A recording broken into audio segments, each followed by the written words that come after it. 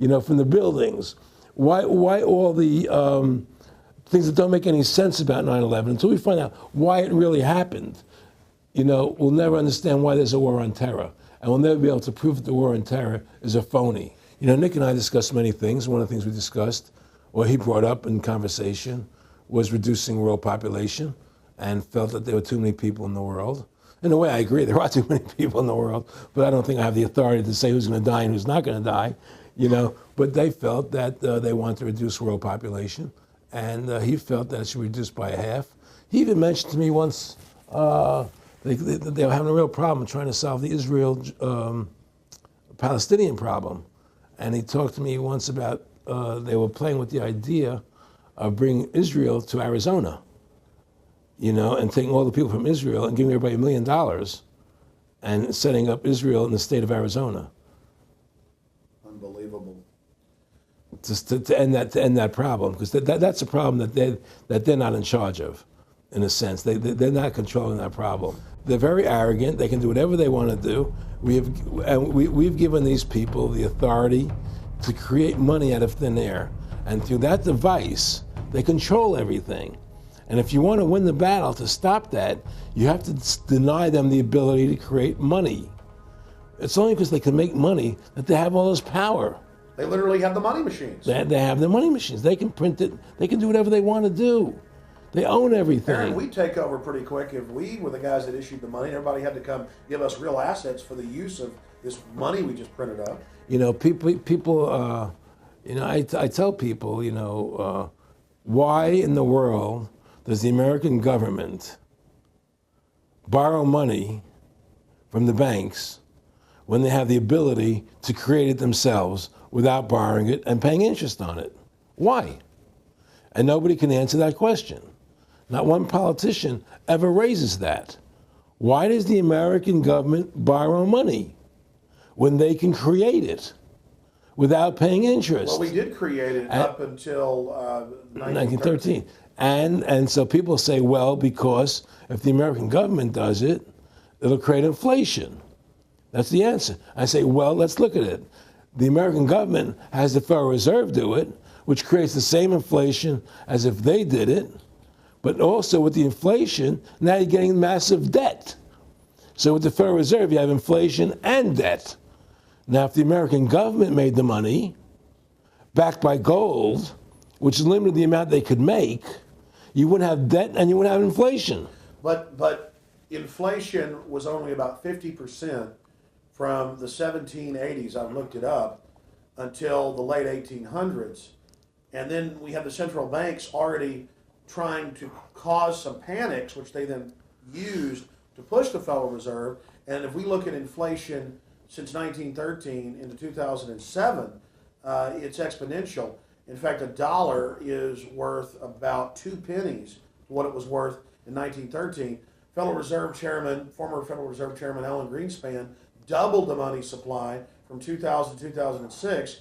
And then Edward Bernanke, the new Fed chief, came in and said he was going to double it again in the next 2 years. And then he said, now I'm going to make the money supply numbers secret. And so now we don't even know. Right. But the evidence is they are just, in the curve of inflation, it gradually grows. And then suddenly at a point, it goes straight up. And it seems it's parabolic, yeah. Yeah, parabolic. But the thing is that the only thing I disagree with you on from early 1800 to 1913, there was no inflation other than during the Civil War.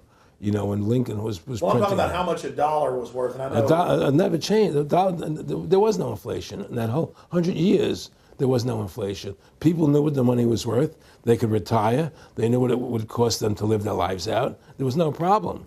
It was only since 1913, when the Fed came in, that we created massive inflation and massive debt. So then what you said earlier, then there really wasn't inflation. There was no inflation. So you don't get inflation when the government issues the money, at least in the U.S. history. Well, not if it's backed by gold. Well, exactly. But I'm talking about, and I did look this up, and I believe that if you look after the country was set up, and some of the things that happened with Andrew Jackson and the rest of it, there were points where it spiked and there were manipulations. There were points, mostly during the Civil War. Yeah.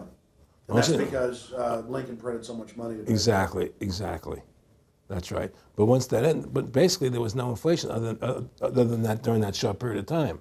I mean, a loaf of bread was a loaf. Of course, the same thing. People could plan their lives. Today, they planned inflation. Now you have two parents working.